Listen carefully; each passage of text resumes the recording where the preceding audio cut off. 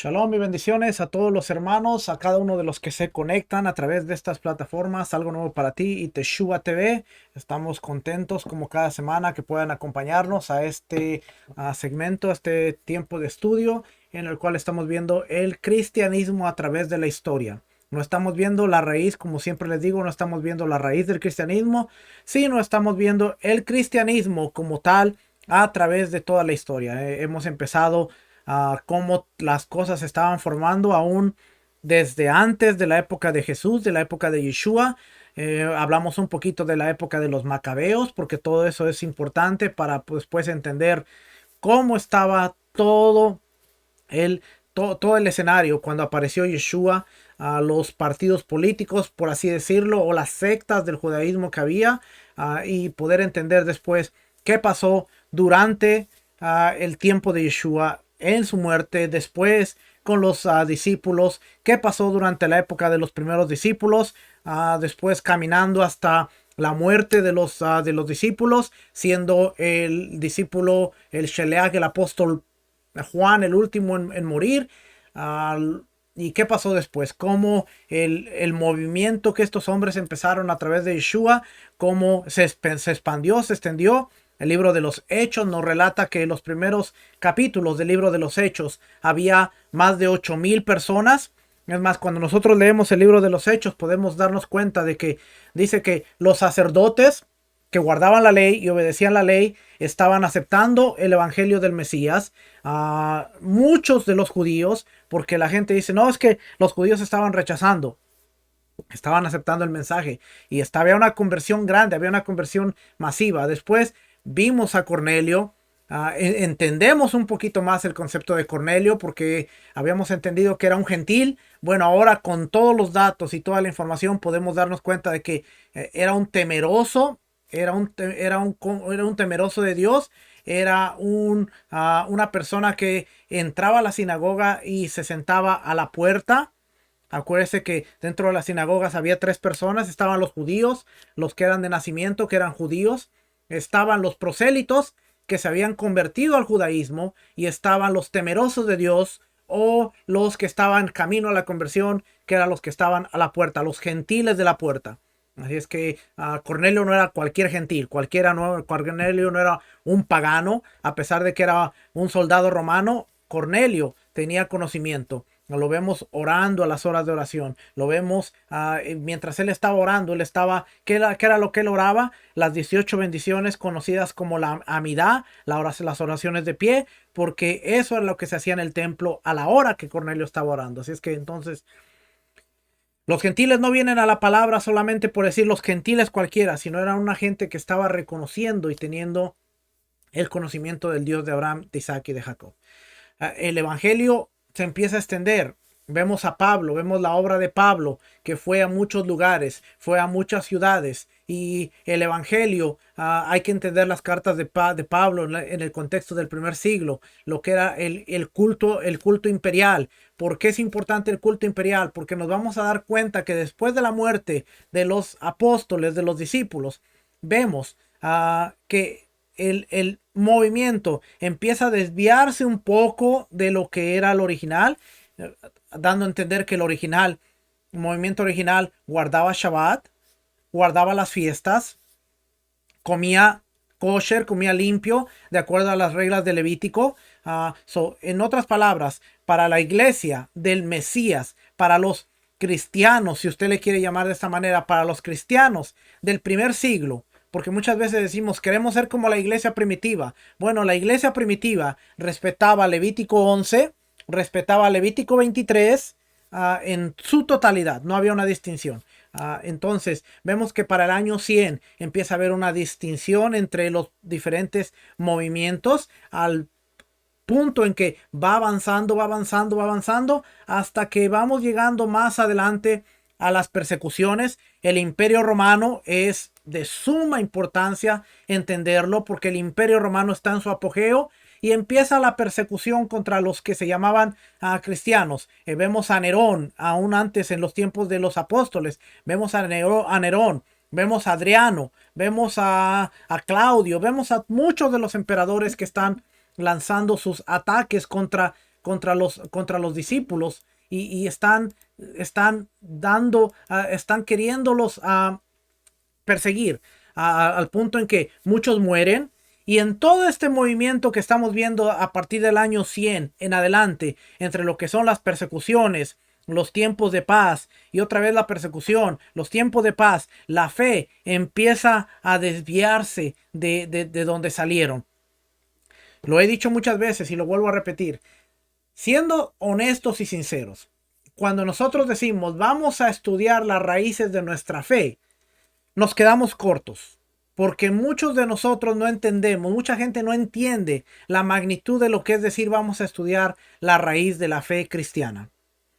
Si usted quiere ser sincero y si usted quiere ser honesto, estudiar la raíz de la fe cristiana lo llevaría a los tiempos de Yeshua, a los tiempos de Jesús, como usted lo conoce, a los tiempos de Pablo, de Pedro, de Juan, de Jacobo, de Santiago, en donde la iglesia primitiva, la iglesia de Hechos, era una iglesia que no comía puerco, no comía camarones, no comía langostas, porque respetaba Levíticos 11, celebraba Shabbat, no se reunía en domingo como algunos piensan, porque usted dirá, bueno, hay muchos versículos que dicen el primer día de la semana partían el pan. Tenemos que entender que la Biblia, como dice Rico Cortés, mi maestro, y como dice John Walton, que es uno de los escritores, uno de los autores que leemos, y le puedo mostrar.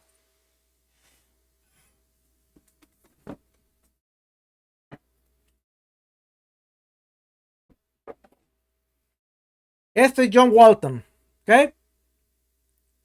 Todos estos son de John Walton. Y usted puede ver por aquí que está el mundo perdido de Adán y Eva, el mundo perdido de la Torá, el mundo perdido de los israelitas. Aparte de eso, tenemos este otro que es bien bueno, que es de Walton. El antiguo Medio Oriente a través de los ojos del Antiguo Testamento. Muy bueno. Tenemos un montón de libros aquí.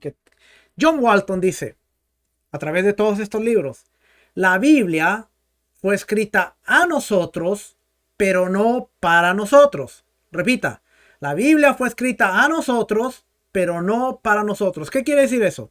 Que la Biblia, nosotros podemos obtener el mensaje de la Biblia porque nos habla, está dirigida a nosotros, pero no fue escrita para nosotros. No entendemos el lenguaje, no entendemos las costumbres, no entendemos el contexto. Así es que si queremos entender el mensaje de la Biblia, tenemos que estudiar el contexto, tenemos que estudiar la historia, tenemos que estudiar las expresiones idiomáticas, tenemos que estudiar la mentalidad del antiguo Medio Oriente, la mentalidad del primer siglo, la mentalidad de la audiencia que estaba recibiendo el mensaje para poder entender el mensaje. De lo contrario, nosotros nos vamos a pasar la vida agarrando un versículo de aquí, agarrando un versículo de acá, agarrando un versículo de allá. Yo pienso, yo creo, yo me imagino, yo entiendo, pero no es realidad, no es en realidad el mensaje. Y la idea de cuando usted dice, vamos a estudiar las raíces de nuestra fe, si usted es sincero, las raíces de la fe cristiana están en el judaísmo. No quiere decir que usted se va a convertir al judaísmo, pero las raíces de la fe cristiana están en el judaísmo, de ahí parte todo. ¿Cuántos quieren realmente estudiar las raíces de la fe? Porque si usted quiere estudiar las raíces de la fe, usted ya tiene un punto a donde tiene que llegar. No muchos lo van a hacer. A no muchos les conviene hacerlo, porque saben que se van a encontrar con un montón de conflictos para explicar muchas teologías y muchas doctrinas. Y se lo dice un hombre que tuvo que pasar por un proceso en donde estudiar la raíz de mi fe me llevó a retar muchas de las cosas que yo sabía, entendía y creía. No es que estaban mal, como siempre digo, no es que todo haya estado mal, pero algunas cosas estaban incorrectas. Y para desaprenderlas y poderles darle la dirección que requiere, se necesita humildad para decir estoy mal, se necesita valor para decir tengo que cambiar y se necesita coraje para saber que muchos te van a decir: has perdido la cordura, te has vuelto loco, no sabes ni lo que quieres y no sabes ni lo que piensas. Pero vale la pena. ¿Por qué? Porque al estudiar las raíces de nuestra fe crece, nuestra fe se hace más fuerte, nuestra fe en Yeshua, el mediador del pacto, Yeshua nuestro Mesías, crece y decimos: gracias, Padre, porque si yo no te hubiera conocido aún como Jesús y no hubiera un día dicho te confieso como mi Salvador, no hubiera empezado nuestra jornada de estudios. Así es que nunca se arrepienta de lo que usted hizo, pero siempre esté consciente de que si alguien sabe, si alguien cree saber algo, aún no lo sabe como debería saberlo. Y tenemos que seguir avanzando. La semana pasada nos quedamos hablando, ya hablando del final del resumen, llegamos a Constantino y antes de Constantino había un desacuerdo entre lo que eran los arrianos, la doctrina arriana, hablamos del gnosticismo, hablamos el gnosticismo y todas estas corrientes que después se van a infiltrar y van a hacer daño dentro de la comunidad ahora cristiana que se ha desligado completamente de sus raíces y está levantándose como un nuevo movimiento. Y Constantino entra en escena. Vimos 3 capítulos de estos estudios en cuanto a Constantino. Vimos cómo la iglesia se separa de las fiestas bíblicas y ahora dicen: bueno, hay 2 fiestas importantes que tenemos que poner la mirada y tienen que ver con el equinoccio de primavera y el equinoccio de invierno. ¿Por qué? Porque todas las culturas paganas basan sus fiestas en el equinoccio de primavera y en el equinoccio de invierno.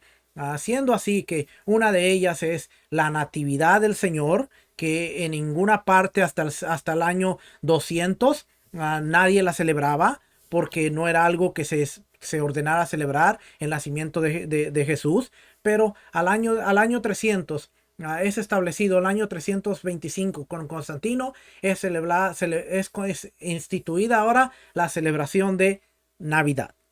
Y Navidad tiene mucho que ver con el zoroastrismo y el dios Mitra. Y usted tiene que estudiar un poquito acerca de Mitra, porque Mitra aparentemente la historia, las leyendas y todo lo que hay dentro de la cultura romana. Mitra nació en una cueva el 25 de diciembre de una virgen. Llegaron los pastores a rendirle tributo y a traerle regalos. Y entonces ahora usted está viendo la historia de Mitra como la historia de Jesucristo. Y hay muchas otras deidades que celebraban sus nacimientos, los nacimientos de sus deidades en el día 25. Ahora Constantino y el movimiento cristiano está tomando una fiesta que nada que ver con la Biblia, nada que ver, pero están trayéndola para instituirla dentro de lo que era el movimiento cristiano.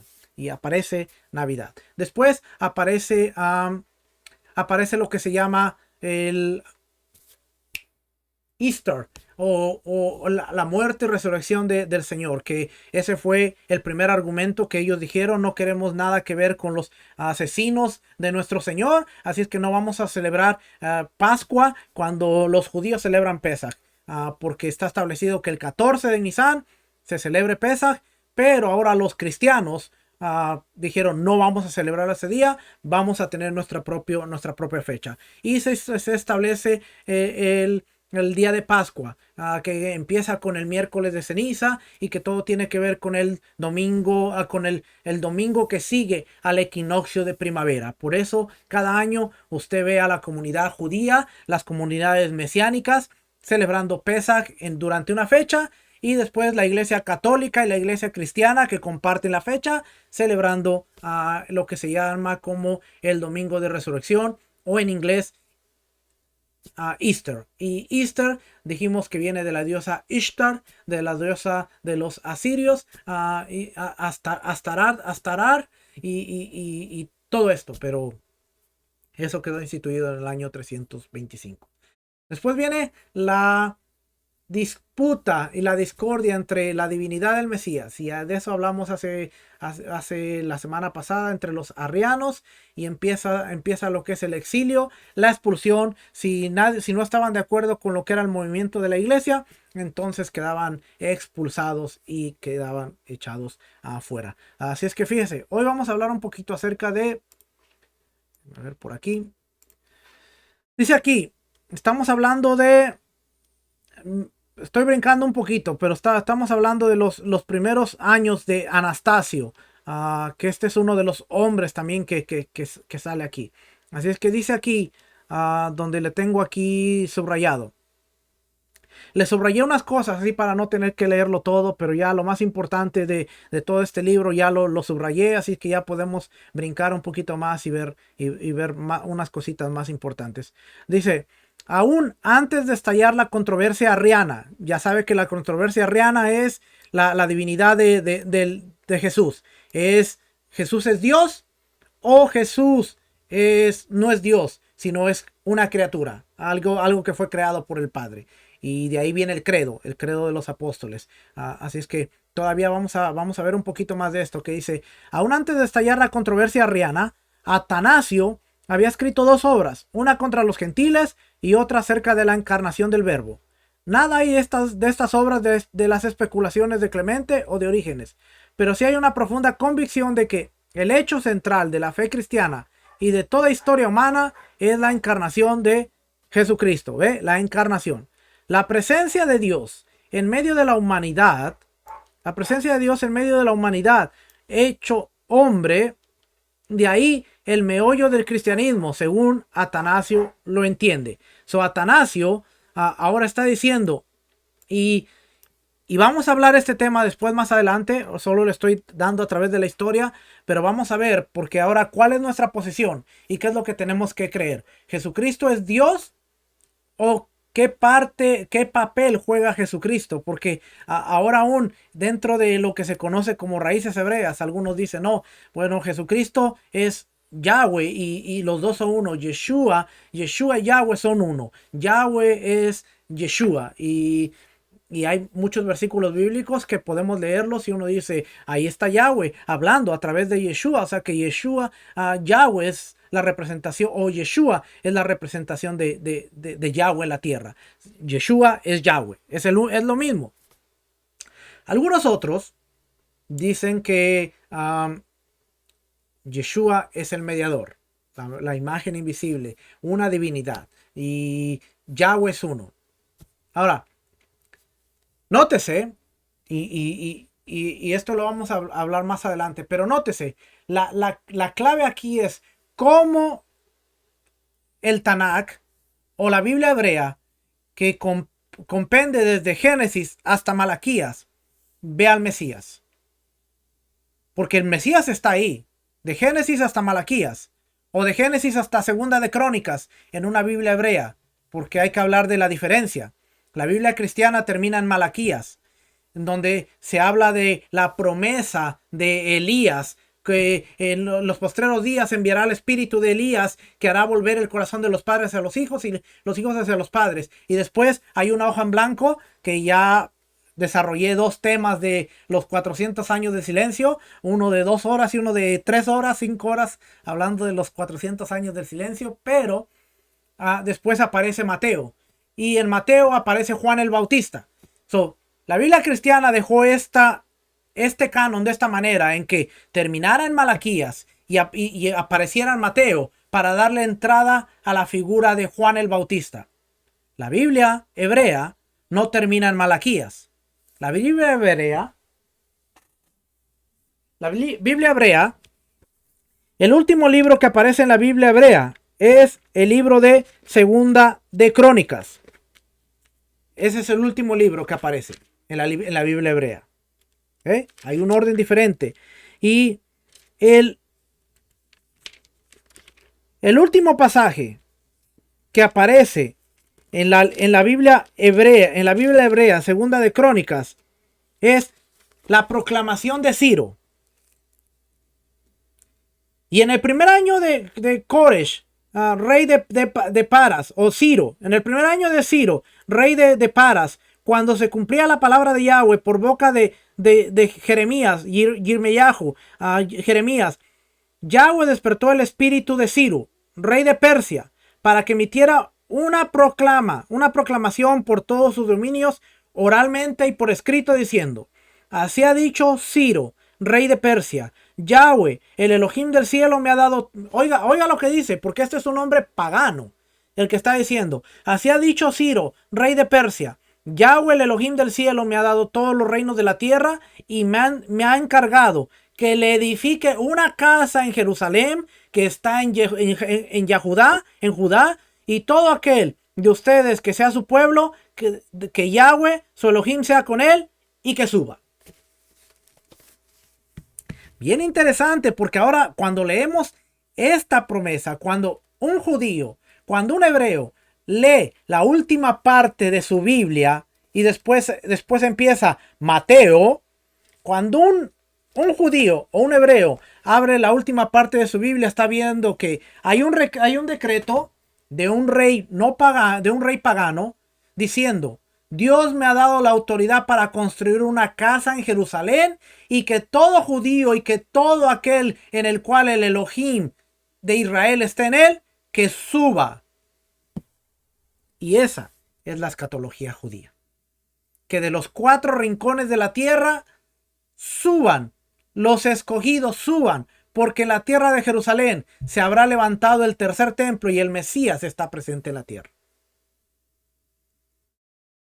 Por eso hay diferencias. Más adelante, cuando pasemos esta parte, vamos a estudiar un poquito acerca del canon y la diferencia que hay del canon, porque el canon es la agrupación de libros. ¿Por qué la Biblia hebrea, por qué la Biblia cristiana tiene todos estos libros y por qué la Biblia hebrea tiene 24 libros? Y usted dice: ¿por qué 24? Bueno, porque acuérdese que la división la hicieron los cristianos. Primera de Reyes, Segunda de Reyes es un rollo, un pergamino, no estaban separados. Primera de Crónicas, Segunda de Crónicas es un solo rollo, no estaban separados. Primera de Samuel, Segunda de Samuel es un solo rollo, no estaban separados. Si vamos cortando de 2 y hacemos 1, vamos a ver que hay diferencia aquí, porque lo que aquí es un libro, aquí son 2. Y podemos así ver por qué está la división de los profetas. Bueno, el hebreo no le llama profetas mayores y profetas menores. El hebreo le llama los profetas del norte y los profetas del sur. El cristiano le llama los profetas mayores y los profetas menores. ¿Por qué menores? Por el contenido de sus libros, porque algunos son de 2 hojas, 3 hojas, 3 capítulos, 4 capítulos, por lo tanto son profetas menores, de menor importancia. Pero eso no es así, mi hermano. Los profetas todos tuvieron importancia. Algunos libros son grandes porque algunos hablan pre-exilio y algunos post-exilio. ¿Qué quiere decir? Algunos hablan antes del exilio, algunos son dirigidos al norte, a las 10 tribus, a Israel, antes de que se vayan con los sirios, los asirios. Otros son a la casa de Judá, antes de que se vayan con los babilonios. Y después vienen los post-babilonios, Nehemías, Esdras, Amós, Ageo, Malaquías, que están hablando después del post-exilio, cuando Ciro, este rey que dijimos, está hablando: vengan, construyan su templo, regresen, vengan. Y entonces los profetas ahora están hablando de la reconstrucción, de volver a Dios, de regresar a Yahweh. Y esa es la importancia. Son los profetas del reino del norte, los profetas del reino del sur, los profetas antes del exilio y los profetas después del exilio. Y no importa si tiene 1 hoja, 2 hojas, 3 hojas, 4 hojas, no se clasifican como mayores y menores. El sistema del cristianismo le llama los profetas mayores y los 12 que son menores. Y si usted pregunta por qué, no se sorprenda cuando le digan: porque son chiquitos. Porque esa es la respuesta. Porque los libros son tan pequeñitos que son los profetas menores, son de menor importancia. Algunos tuvieron una importancia que usted dice: este no es para nada menor, pero es los ojos, los lentes con los que estamos viendo la escritura. Y por eso hay muchas diferencias, porque a veces tratamos de entender la Biblia con nuestra mente occidental, donde ha sido mermada, ha sido contaminada, ha habido una mezcla. Estamos viendo los primeros 500 años. ¿Cuánta mezcla ha habido? Ahora imagínense 2000 años. Por eso es que vemos tan diferente la cosa. Mire, yo he estado aprendiendo tanto acerca de la escatología judía en estos últimos meses con Joseph Good, el maestro de Rico Cortés, que yo digo, man, qué tan equivocado estaba. Y le dediqué 2 semestres al instituto, al libro de a Daniel y al libro de Apocalipsis. Y cada una de las... Yo apenas me encontré un archivo.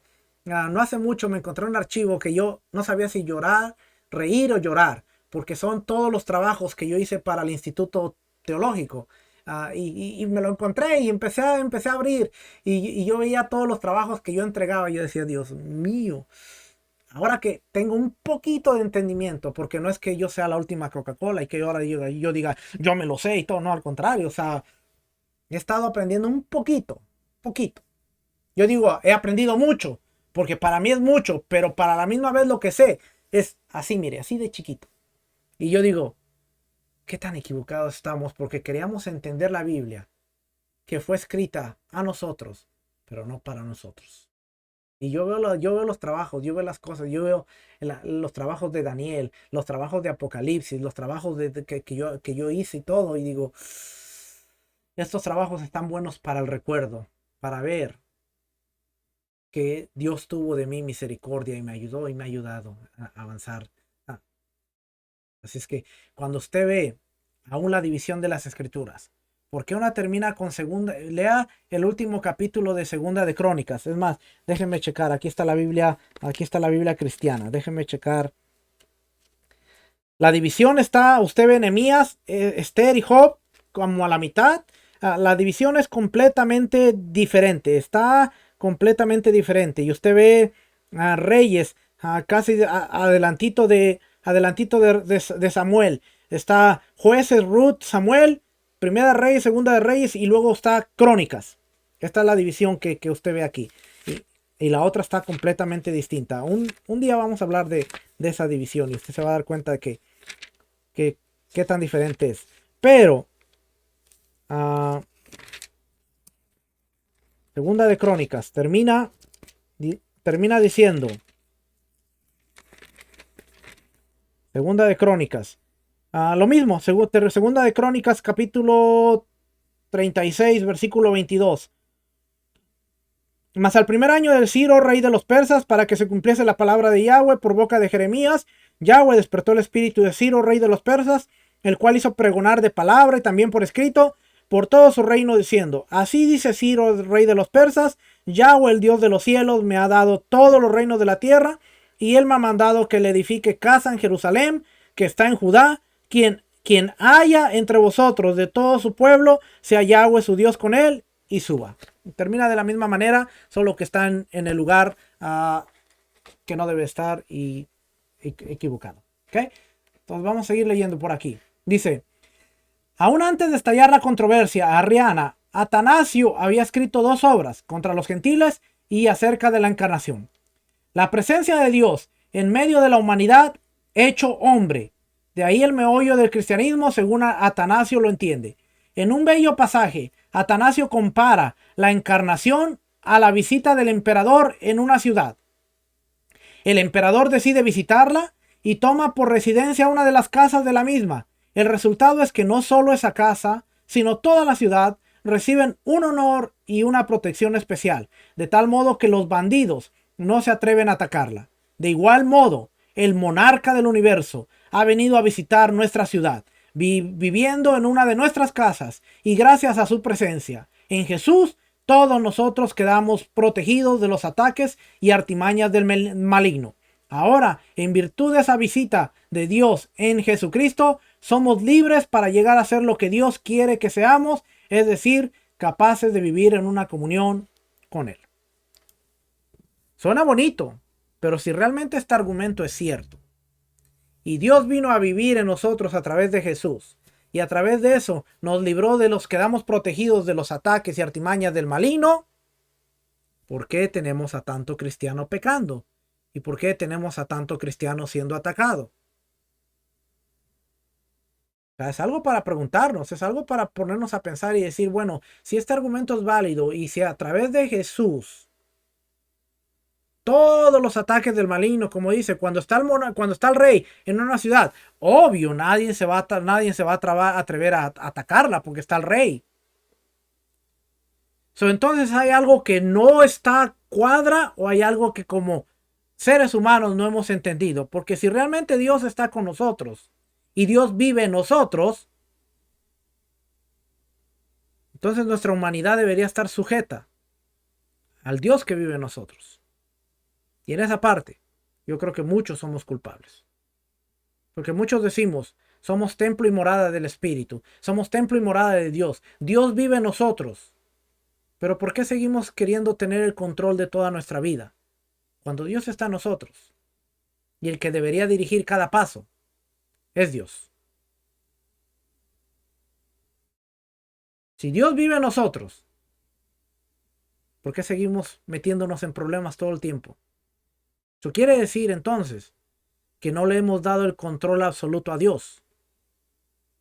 Porque seguimos queriendo tomar las riendas de nuestra vida.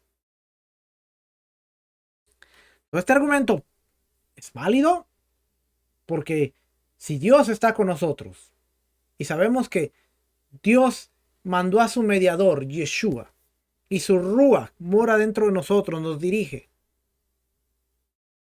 es para que tengamos una vida correcta y buena.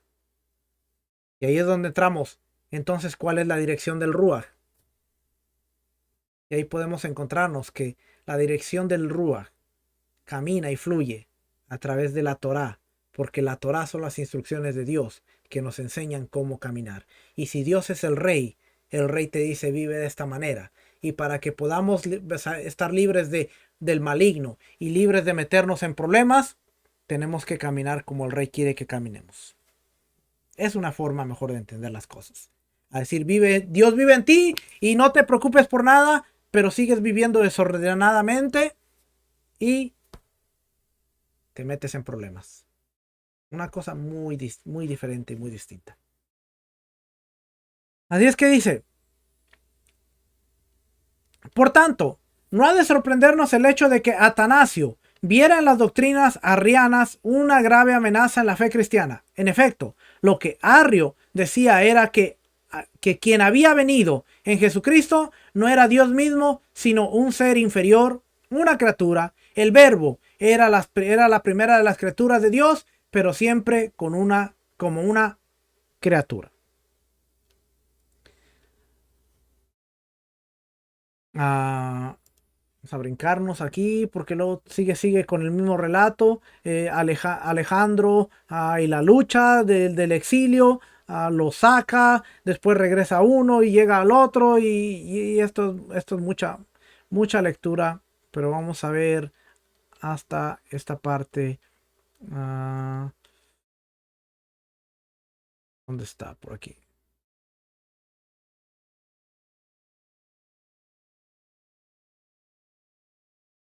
Una parte bien interesante, donde está, aquí mire, fíjese. Inesperadamente Constancio, este es el hijo de Constantino, inesperadamente Constancio murió y le sucedió Juliano, el apóstata. Este era el primo de Constantino, ¿se acuerda que hablamos la semana pasada? Puesto que Juliano no tenía interés alguno en apoyar uno u otro de los bandos de contienda, los arrianos contra los otros, sencillamente ordenó que se cancelaran todas las órdenes de exilio expedidas contra los obispos. Oiga, el propósito de Juliano era que los dos bandos se desangraran mutuamente al tiempo que él seguía adelante con su programa de restaurar el paganismo. Pero en todo caso, el resultado del advenimiento de Juliano al poder fue que Atanasio pudo regresar a Alejandría y dedicarse a una urgente tarea de diplomacia teológica. Juliano no tenía interés en estos pleitos de que Jesús es Dios y no, Jesús no es Dios. Y él dijo, ¿saben qué? No hay exilios y los dos bandos arréglensela como puedan. Entendiendo que entre los dos iban a matar y entre los dos iban a hacer pedazos. ¿Por qué? Porque tal como sucede el día de hoy, Si no hay un acuerdo, no puede haber comunión. Y en ese entonces no solo no podía haber comunión, sino que había muerte. Si tú estabas en desacuerdo conmigo, había muerte y había sangre. Gracias a Dios que hoy no hay hoy no está de esa forma, porque si no, imagínense toda la muerte y toda la sangre que hubiera ahí afuera, porque seguimos en la misma lucha y en la misma pelea. Pero Juliano viene y dice, yo no voy a exiliar a uno, no voy a exiliar a otro, los dos quedan canceladas las órdenes de exilio, pueden estar los dos aquí, háganse pedazos. ¿Por qué? Porque él sabía que a través de este conflicto, él podía seguir trabajando en su agenda de restaurar la apostasía, restaurar todo el paganismo. Pero, dice aquí, durante sus años de lucha, Atanasio, que se había percatado de que la razón por la que muchos se oponían al credo de Nicea era que temían que la aseveración de que el Hijo era de la misma substancia del Padre pudiera entenderse como queriendo decir que no hay distinción alguna entre el Padre y el Hijo. Por esa razón, algunos preferían decir, en lugar de la misma sustancia, a decir de semejante sustancia. Las dos palabras griegas son homousios, que es de la misma sustancia, y homoiousios, de semejante sustancia. El concilio de Nicea había dicho que el Hijo era homousios con el Padre. Ahora, algunos decían que aunque la declaración del concilio les parecía peligrosa, estaban dispuestos a afirmar que el Hijo era homoiousios con el Padre. ¿Qué quiere decir esto? Para que no se me confunda. En el concilio de Nicea, ellos dijeron que el Padre y el Hijo son una misma sustancia. O sea, son lo mismo, la misma sustancia. Ahora, fíjense, porque si ellos estaban seguros de algo, ahora estaban dispuestos a cambiar para tener un común acuerdo, y en lugar de decir son de la misma sustancia, ellos utilizan la palabra griega homoiousios, que es de semejanza, de semejante, o sea, se parecen pero no es la misma sustancia. ¿Va entendiendo? Concilio de Nicea dijo, el Hijo y el Padre son de la misma sustancia, es como decir, son agua de la misma botella, es lo mismo. El Padre y el Hijo son el mismo Dios. Ahora están diciendo que a través de la palabra homoiousios, están diciendo el Padre y el Hijo son de la sustancia semejante. No son de la misma, pero son parecidas. No es una botella, son dos botellas. Son semejantes, son parecidas. Ahora, están cambiando el argumento del concilio de Nicea. Los mismos hombres que dieron la vida por defenderlo y dijeron, el Hijo y el Padre son lo mismo, la misma sustancia, a decir, bueno, esa declaración es peligrosa, vamos a decir que son de la sustancia semejante. Homoiousios. Homoiousios en lugar de homousios. Suenan casi igual, pero no son igual. ¿Ok? Para que usted vea. Entonces dice, ahora algunos decían que aunque la declaración del concilio les parecía peligrosa, estaban dispuestos a afirmar que el Hijo era homoiousios con el Padre, o sea, de una sustancia semejante. Anteriormente, Atanasio habría insistido exclusivamente en la fórmula de Nicea y declarado que quienes insistían en decir de semejante sustancia eran tan herejes como los arrianos. Pero ahora, tras varios años de experiencia, el viejo obispo de Alejandría estaba dispuesto a ver la preocupación legítima de estos cristianos que al mismo tiempo no querían ser arrianos, pero tampoco estaban dispuestos a abandonar completamente toda distinción entre el Padre y el Hijo, pues esa distinción se encontraba esa distinción se encontraba en la Biblia y había sido doctrina de la iglesia desde sus mismos inicios. Esto no lo subrayé. Y no sé por qué no lo subrayé, pero aquí lo voy a subrayar. Tras varios años de experiencia, el viejo obispo de Alejandría estaba dispuesto a ver la preocupación legítima de estos cristianos que al mismo tiempo no querían ser arrianos, pero tampoco estaban dispuestos a abandonar completamente toda distinción entre el Padre y el Hijo, pues esa distinción se encontraba en la Biblia y había sido doctrina de la iglesia de sus mismos inicios. Lo que le dije al instante. Si nosotros vemos la Biblia de Génesis a Malaquías, la Biblia cristiana, vamos a encontrar que hay una distinción entre lo que es el Padre y el Hijo. No son lo mismo. Y los primeros creyentes, los primeros cristianos sabían y entendían. Y ahora este hombre, Atanasio, que había defendido a capa y espada y a muerte en el concilio de Nicea diciendo, el Padre y el Hijo son el mismo Dios. Ahora estaba entendiendo la preocupación y estaba viendo que estos cristianos estaban defendiendo la Biblia, porque la Biblia estaba haciendo una distinción entre lo que es el Padre y el Hijo. El problema no es la Biblia. El problema es la interpretación que después le dieron para hacerlo doctrina y para después traer al Padre, al Hijo y al Espíritu Santo y decir los tres son Dios. No son tres dioses, pero los tres son el mismo Dios. Cuando la Biblia claramente hace una diferencia entre lo que es el Padre, el Hijo y su Ruach, su Espíritu. Espero que no se enoje, ¿eh? No se enoje conmigo. Ahora, mediante toda una serie de negociaciones, Atanasio se acercó a estos cristianos y les hizo ver que la fórmula de Nicea podría interpretarse de tal modo que hiciera justicia a las preocupaciones de quienes preferían decir de semejante sustancia, homoiousios.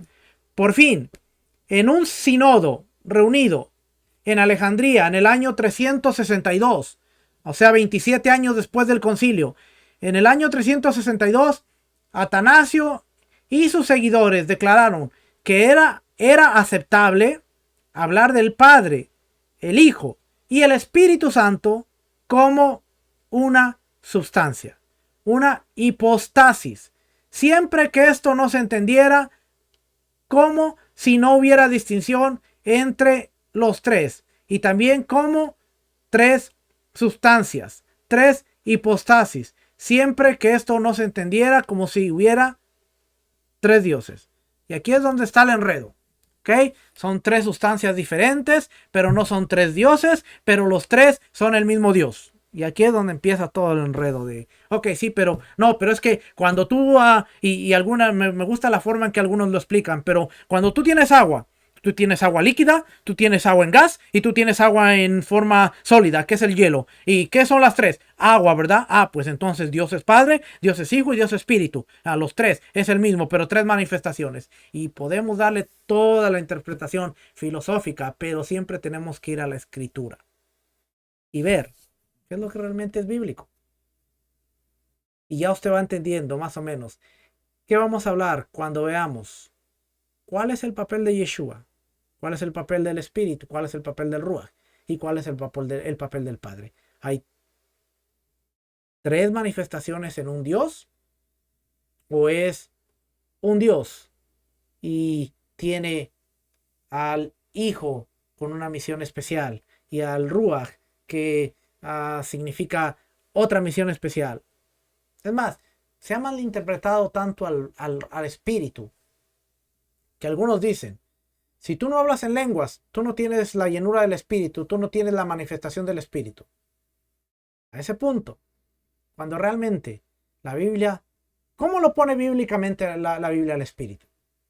La Biblia pone el Espíritu como un sello, como las arras de nuestra redención. Eso quiere decir que cuando usted acepta, cuando usted hace un pacto de fidelidad al Mesías, cuando usted dice, yo te voy a seguir, Padre, yo te voy a ser fiel, yo te acepto como mi soberano, como el que guía mis pasos, usted está recibiendo un sello. No importa si usted habla en lenguas, no importa si usted manifiesta dones en su vida, no importa lo que sea, usted tiene un sello. ¿Qué quiere decir? Este libro no se ve muy bien, pero déjenme ver.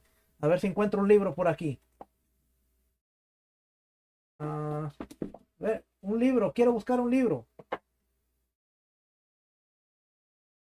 Ok, este libro de aquí.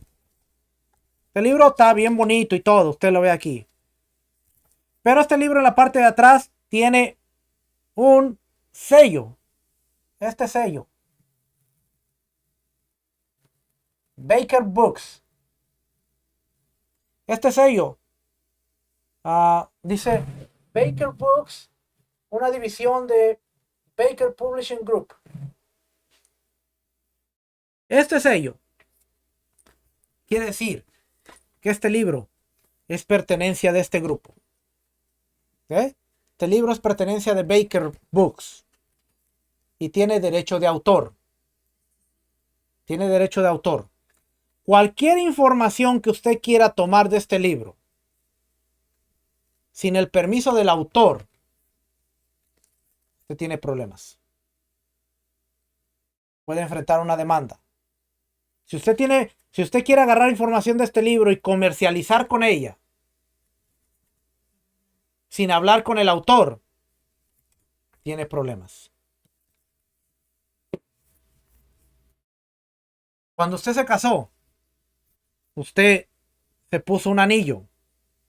Y este anillo es símbolo de su unión. Cuando usted se quita este anillo, o cuando usted deja de respetar este anillo, hay problemas. El sello, la manifestación del espíritu, del Ruach, quiere decir que es una marca, es algo que nos protege. Y cuando usted lo entiende de esta manera, usted puede ver la historia de Job en otro nivel diferente. ¿Por qué? Porque Job tenía un sello, tenía una marca. ¿Y qué pasó? Fue Hasatán con Dios y le dijo, dame permiso a tocar a ese hombre. ¿Por qué él no vino y lo tocó? Porque no podía, tenía una marca. Y el autor, el dueño de esa persona dijo, te doy permiso, ve, saca las copias, duplica el material, haz lo que quieras, pero solamente no lo vendas.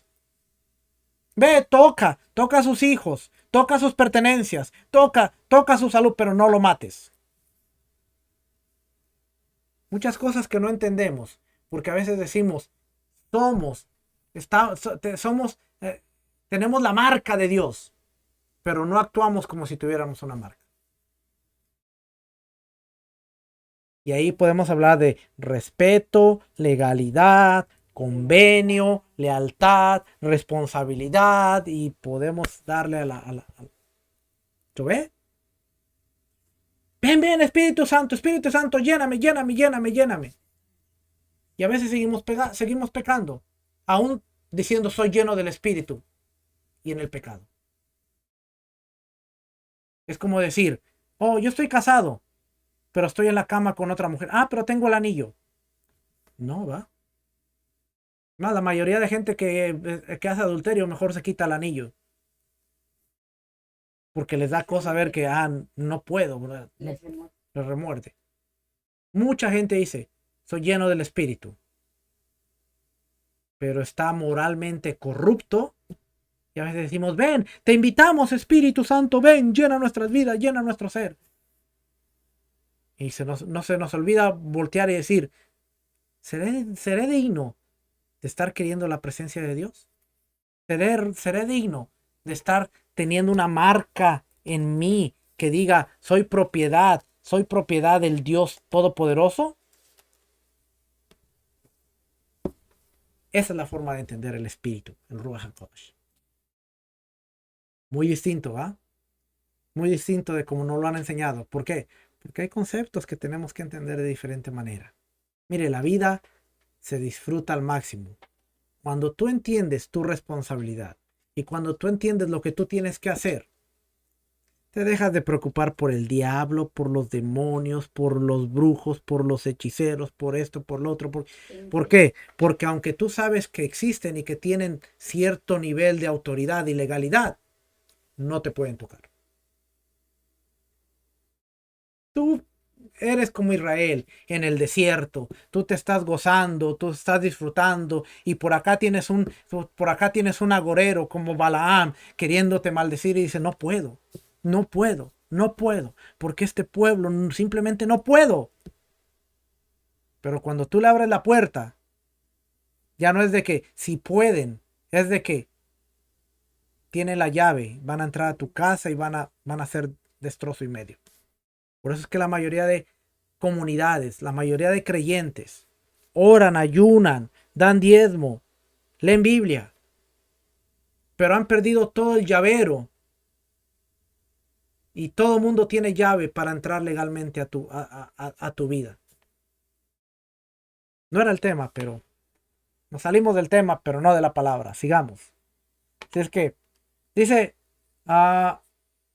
como 3 sustancias.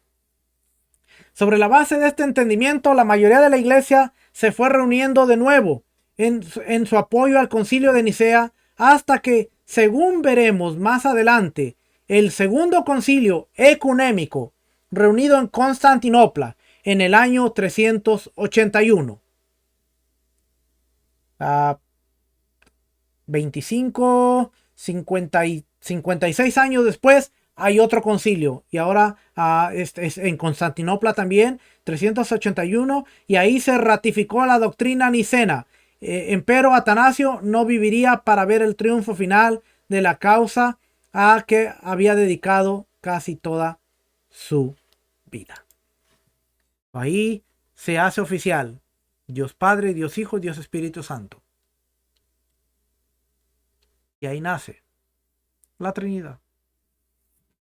Y después, ¿qué hacemos con versículos que dicen, vayan y hagan discípulos y bautícenlos en mi nombre? Pues vamos a ponerle en el nombre del Padre, del Hijo y del Espíritu Santo. Vayan y hagan discípulos en mi nombre, y bautícenlos en el nombre del Padre, del Hijo y del Espíritu Santo. Y ahora cuando usted lee, usted ve que todas las escrituras dicen, nombre del Padre, del Hijo y del Espíritu Santo. Y cuando usted comparte estas cosas, lo primero que le dicen, no, pues mi Biblia dice Padre, Hijo y Espíritu Santo. ¿Por qué? Porque así están. Déjenme ver por aquí. No, no está en este. Capítulo 28 de Mateo.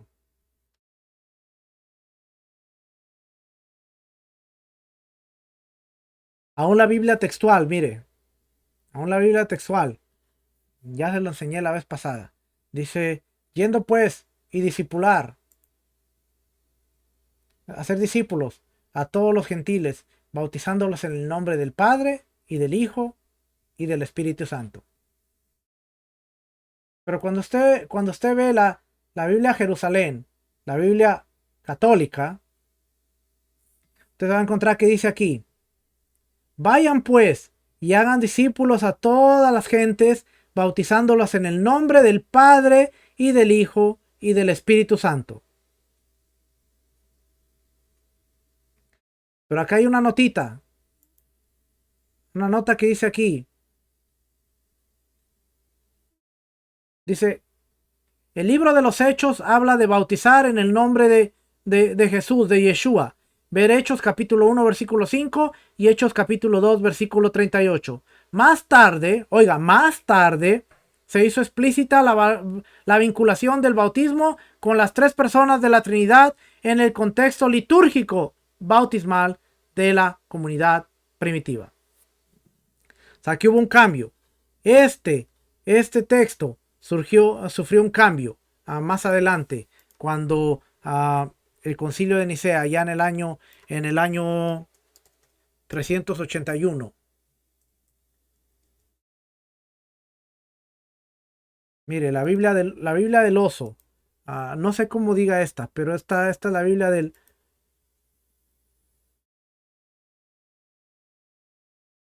La Biblia del oso, una de las Biblias más antiguas, también dice, por tanto, id de enseñar a todas las gentes, bautizándolos en nombre del Padre y del Hijo y del Espíritu Santo.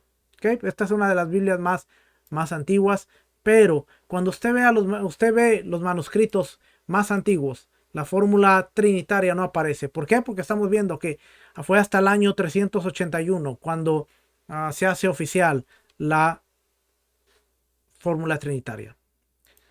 Dice aquí, la región está a los grandes Capadocios aquí. La región de Capadocia se encontraba al sur de Asia Menor, entre territorios que hoy pertenecen a Turquía. Ahí florecieron tres dirigentes eclesiásticos que bien merecen contarse entre los gigantes del siglo IV.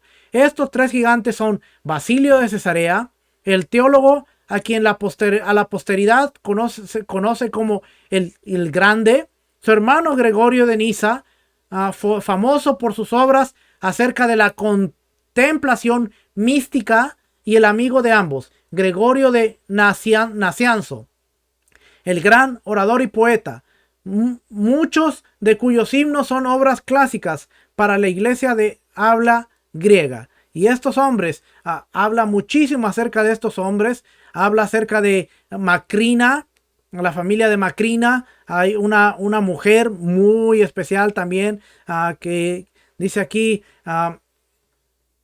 aquí es donde vamos a empezar a ver ya los santos. Mire, en cuanto a Basilio, el padre de los hermanos, cuya vida ahora narramos, llegó a ser un abogado famoso y maestro de retórica, y se casó con una cristiana de nombre Emilia, a quien la posteridad se le conoce como Santa Emilia.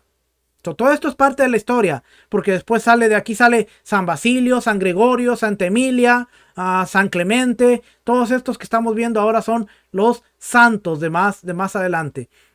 Basilio y Emilia tuvieron 10 hijos, 5 mujeres y 5 varones. De la primera solo conocemos el nombre de Macrina. De los varones, 4 nombres no son conocidos: Basilio, Naucracio, Gregorio y Pedro. De estos 10 hermanos, 4 han recibido el título de santos: Macrina, Basilio, Gregorio y Pedro. Al parecer, casi todas las mujeres eran mayores que los varones. De ellas, la de más edad era Macrina. Y después nos cuenta una historia bien interesante aquí de Macrina. Nunca se casó. ¿Por qué? Porque cuando se iba a casar, dice que cuando tenía 2 años, hicieron, dice, cuando a los 12 años Macrina era una hermosa mujer. Sus padres dieron los pasos que se acostumbraba entonces para preparar su matrimonio. Entre muchos pretendientes escogieron a un hombre pariente del agrado de Macrina y que proyectaba hacerse abogado. Todo parecía estar listo cuando el joven novio murió inesperadamente. Tras un tiempo prudencial, los padres de Macrina comenzaron a hacer arreglos para que su hija pudiera casarse con algún otro pretendiente, pero la joven se negó a acceder a tales preparativos, diciendo que su compromiso era como un matrimonio y que su esposo estaba esperándola en el cielo. Por fin hizo votos en el sentido de no casarse jamás y de dedicarse a la vida religiosa en el seno de su hogar, al tiempo que acompañaba y ayudaba a su madre. O sea, se hizo monja, nunca se casó. Y hay una historia bien interesante de Macrina en todo este capítulo. Acuérdense que es Santa Emilia, Macrina, Basilio y todas estas cosas que a veces uno escucha los nombres y no sabe de dónde vienen. Pero nos habla de Basilio el Grande. Basilio el Grande, mucha historia que ver con Basilio el Grande, que no quiero cansarlo leyendo todas estas cosas. Pero hay una cosa que subrayé aquí y con eso vamos a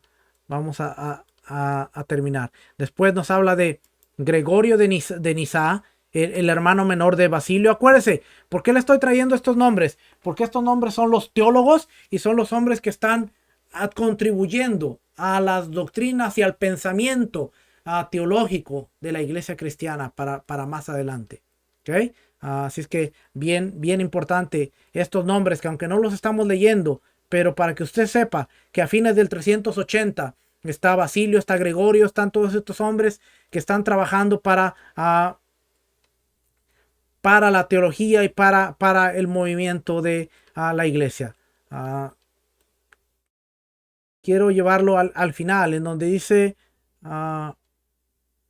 el fin de una era. Aquí está.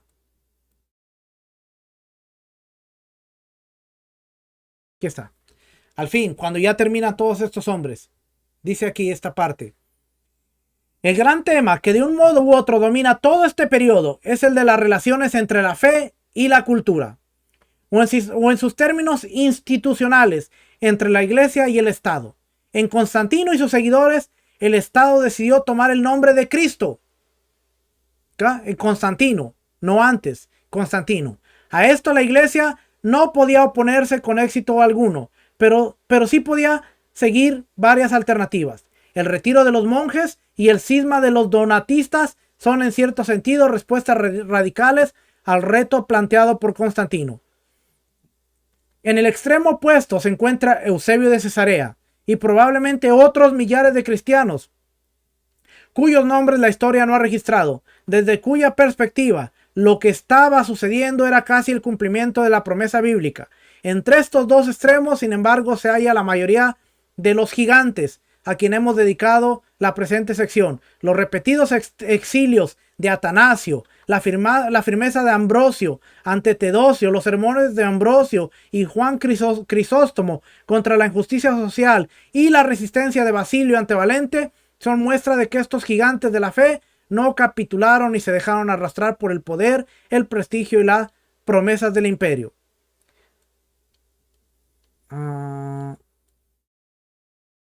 Es que dice esta parte de aquí. Dice, ante nuestros ojos, que miran los acontecimientos con fácil sabiduría que nos da el hecho de vivir después de ellos, pudiera parecer que la iglesia de aquellos tiempos debía haber sido más firme en su posición a las injusticias que existían en un imperio que pretendía llamarse cristiano.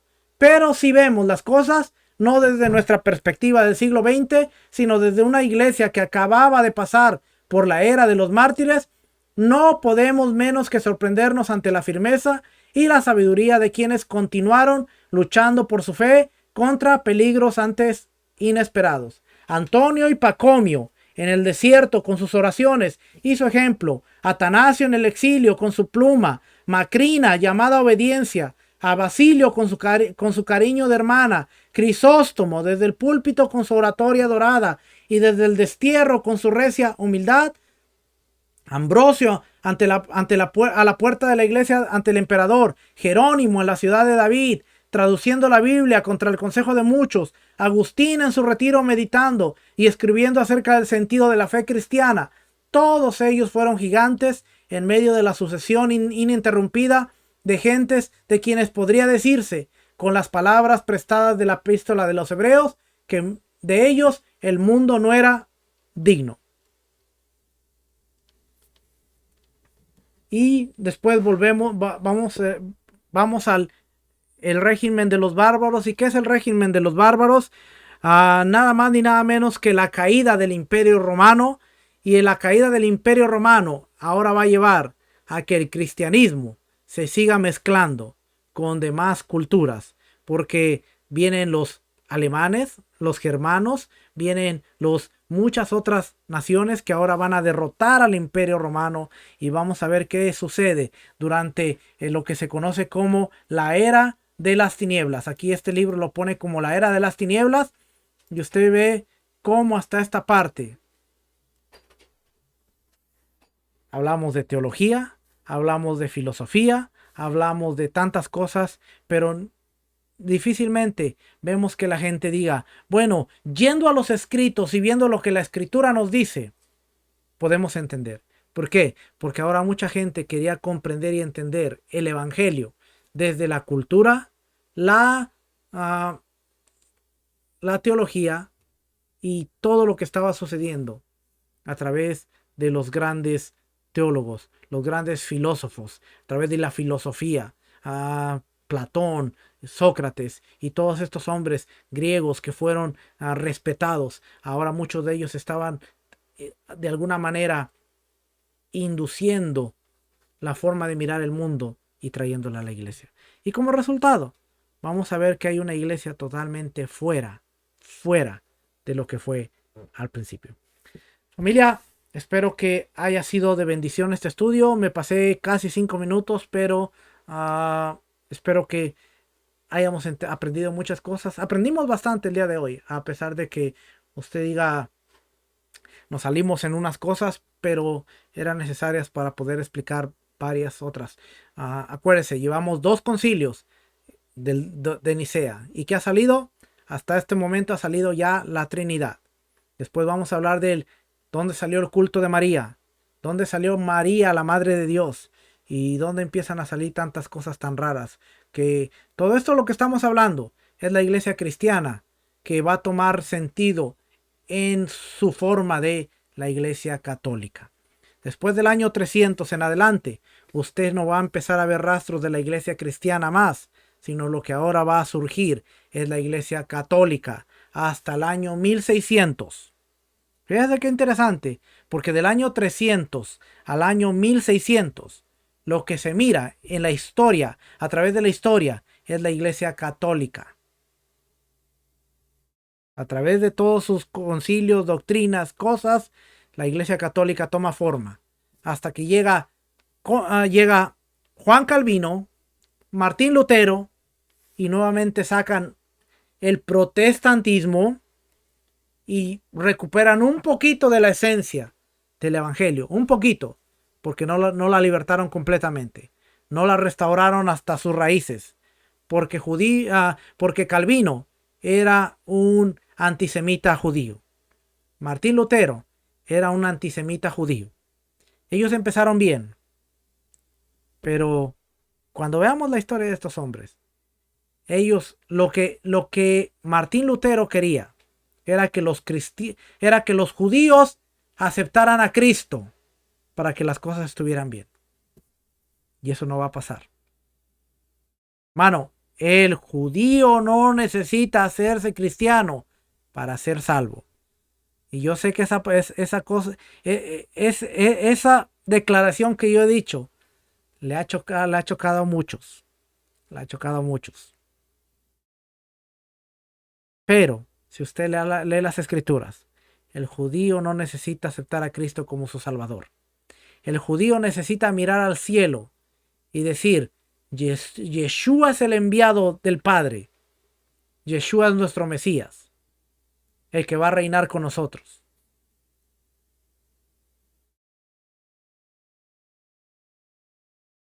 Por eso dice que cuando ellos miren al cielo y digan, Baruch haba Beshem Adonai, bendito el que viene en el nombre de Adonai, con eso tienen.